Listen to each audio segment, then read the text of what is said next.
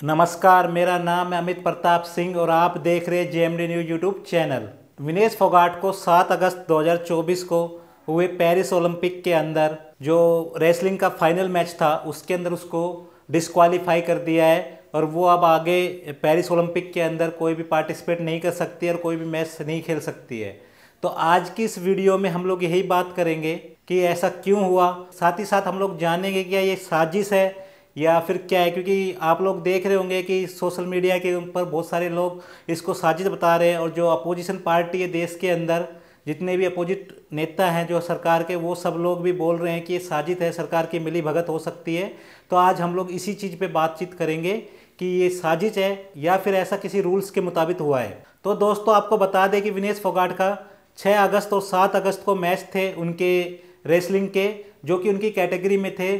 जैसे कि ओलंपिक में आप लोग जानते हैं कि जो कुछ मैच होते हैं जैसे कि रेसलिंग, वेट लिफ्टिंग वगैरह, इन सबको कैटेगरी के वाइज किया जाता है और हर कैटेगरी को 2 दिन दिए जाते हैं। यानी कि अगर आप लोग रेसलिंग में और किसी एक कैटेगरी के आप लोग हैं, वेट है, जैसे कि हम लोग विनेश फोगाट का ही एग्जांपल लेते हैं।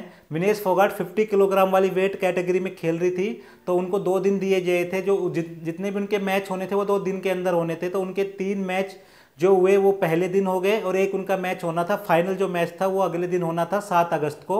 पर जब उनका 7 अगस्त को मैच होना था उससे पहले उनका वेट होना था 7 अगस्त को 8 बजे मॉर्निंग में। जब उनका वेट हुआ तो उनका वेट 50 किलो 100 ग्राम मिला, यानी कि उनका जो वेट था उनकी कैटेगरी 50 किलो से ज़्यादा था, जिसकी वजह से उनको डिस्क्वालीफाई कर दिया। यहीं पे बहुत सारे राजनेता अपनी राजनीतिक रोटी सेकने में लगे हुए हैं। कोई इसको साजिश बता रहा है तो कोई यहाँ पे सरकार के ऊपर ये ठीकरा फोड़ रहा है कि सरकार जाए ओलंपिक्स कमेटी से बात करे और उनको फिर से एक चांस देने के लिए बोले। तो यहीं पर जो विनेश फोगाट है, उनके ताऊ और विनेश फोगाट की जो कजन सिस्टर है गीता बबीता, उनमें से बबीता फोगाट ने जितने भी लोग यहाँ पे अपनी राजनीतिक रोटी सेक रहे हैं उनको जवाब दिया है। जैसे कि हरियाणा के पूर्व सीएम और हरियाणा कांग्रेस के अध्यक्ष भूपेंद्र सिंह हुड्डा ने कहा है कि अगर उनके पास राज्यसभा में सीटें होती तो विनेश फोगाट को राज्यसभा भेज देते, यानी कि विनेश फोगाट को राज्यसभा में सीट दे देते।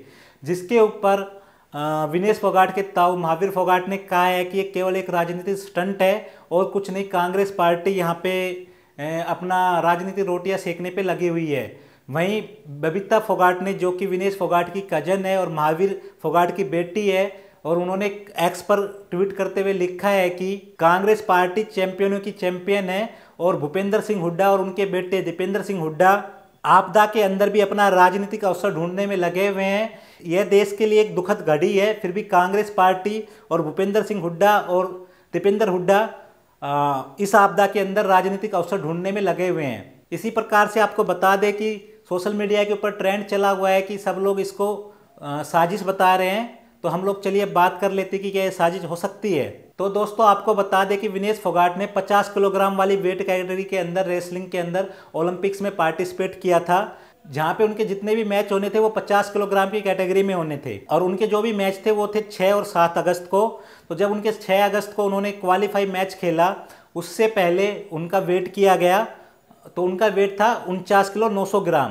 तो उन्होंने 6 अगस्त को अपने 3 मैच खेले, जिसमें से उनका पहला क्वालिफाई मैच था जो उन्होंने जीता। उसके बाद उनका दूसरा मैच हुआ क्वार्टर फाइनल और फिर उनका हुआ तीसरा मैच सेमीफाइनल, जिसमें विनेश फोगाट का मुकाबला है वो क्यूबा की जो पहलवान है लोपेज गुजमान, उनके साथ हुआ और उन्होंने लोपेज को 5-0 से हराया। आपको यहाँ पे बताते चले कि लोपेज पिछले बार के टोक्यो ओलंपिक में गोल्ड मेडलिस्ट थी, जिसके बाद से माना जा रहा था कि विनेश का जो गोल्ड मेडल है वो पक्का हो गया, क्योंकि विनेश फोगाट अपने पीक पर थी। वो इस बार उनका जो परफॉर्मेंस था वो बहुत हाई था। इसी पर एक शायर है अहमद फराज, जिनका मुझे शेर याद आ गया, किसी को घर से निकलते ही मिल गई मंजिल, कोई हमारी तरह उम्र भर सफर करता रहा। अमेरिका की सारा हिल्डेब्रांड के साथ होने वाला था और सारा के साथ जो रिकॉर्ड है विनेश फोगाट का वो बहुत ही अच्छा है। उन्होंने अभी तक जितनी भी कुश्तियां हुई है उनमें उन्होंने सारा को ज़्यादा बार हराया है, बल्कि उनसे कम बार हारी है। तो अब बात करें उनके अगले दिन की कि उनका वेट कैसे बढ़ा, तो जब उनकी तीनों फाइट हो गई, यानी कि उन्होंने अपना सेमीफाइनल मैच खेल लिया, उसके बाद उन्होंने अपना वेट मेजर किया और उनका वेट 2 किलो तक बढ़ा हुआ था। जिसके बाद से पूरी की पूरी जो इंडिया रेसलिंग टीम है वो पैनिक हो गई, यानी कि विनेश फोगाट और जो उनकी पूरी टीम थी, जो उसमें फिजियोथेरेपिस्ट थे, डाइटिशियन थे, न्यूट्रिशन थे और उनके जो पर्सनल कोच थे, उन सब लोगों ने रात भर कोशिश की वेट कम करने की, क्योंकि उनका जो वेट था वो 52 किलो के आसपास हो गया था। जिसमें विनेश फोगाट ने रात भर कोशिश की अपना वेट कम करने की। उन्होंने कुछ खाया नहीं, 12 घंटों से ज़्यादा तक तो उन्होंने कुछ खाया नहीं। साथ ही उन्होंने पानी भी बहुत कम पिया, क्योंकि वाटर वेट भी होता है जिसकी वजह से हमारा वेट बढ़ जाता है। परंतु फिर भी उनकी इतनी सारी कोशिशों के बाद भी उनका वेट कम नहीं हो पाया और सुबह तक उनका वेट जो कम हुआ वो केवल 1 किलो 900 ग्राम के आसपास वेट कम हुआ था। जिसमें उन्होंने अपना वेट कम करने के लिए जंपिंग की, साइकिलिंग की और भी बहुत सारी एक्सरसाइज वहाँ पे उन्होंने की थी, जो ओलंपिक विलेज है उसके अंदर।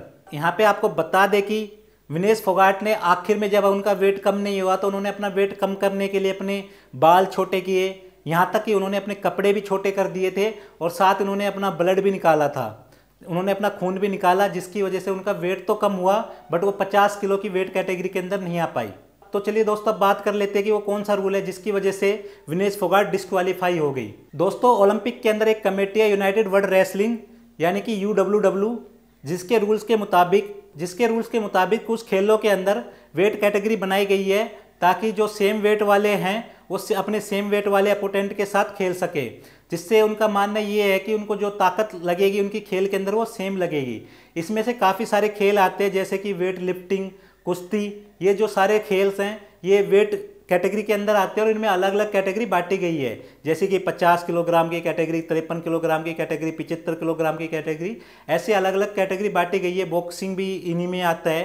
तो जो विनेश फोगाट थी वो 50 किलोग्राम की कैटेगरी में खेल रही थी।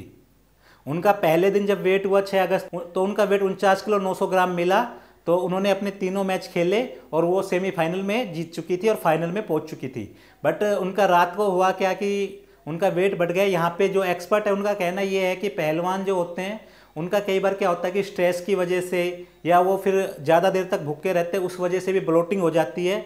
और कई बार ये होता है कि वाटर वेट भी बढ़ जाता है, पानी पीते हैं क्योंकि वो पूरा दिन मेहनत करते हैं, उनको पानी भी पीना पड़ता है ताकि वो लोग डिहाइड्रेट ना हो।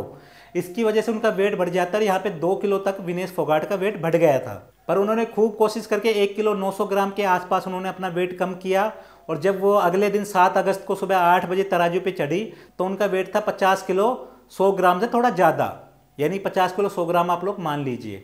जिसके बाद से उन्होंने फिर 15 मिनट दिया गया अपना वेट कम करने के लिए, बट वो अपना वेट कम नहीं कर पाई। जिसके बाद विनेश फोगाट को भी पता था क्या होने वाला है और वो फिर एक कोने में चली गई और वहाँ जाके वो बैठ गई और फिर वो बेहोश हो गई।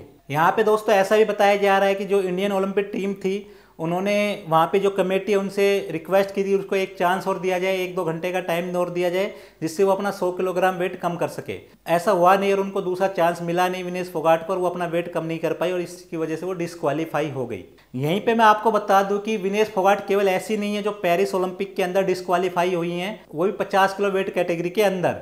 यहाँ पे एक इटली की पहलवान है इमानुएला ल्यूजी, जो अपने क्वालीफाई राउंड के अंदर डिस्क्वालीफाई हो गई थी, यानी 6 अगस्त को वो डिस्क्वालीफाई हो गई थी क्योंकि उनका वेट 50 किलोग्राम से ज़्यादा था और वो भी 50 किलोग्राम की कैटेगरी में खेल रही थी। तो यहाँ पे हमको ऐसा नहीं लगता है कि यहाँ पे कोई साजिश हुई है और साजिश के तहत विनेश फोगाट को डिस्क्वालीफाई किया गया है। तो आप लोग हमें कमेंट करके बताइए कि क्या ये साजिश है। तो आज की इस वीडियो में बस इतना ही। आप हमारे इस यूट्यूब चैनल JMD न्यूज़ को सब्सक्राइब कर लीजिए। वीडियो अच्छी लगी हो तो वीडियो को लाइक और शेयर करें अपने दोस्तों के साथ। तो मिलते हैं दोस्तों नई वीडियो में नई रिपोर्ट के साथ। तब तक देखते रहे JMD न्यूज़ चैनल को और पाए हर खबर इधर।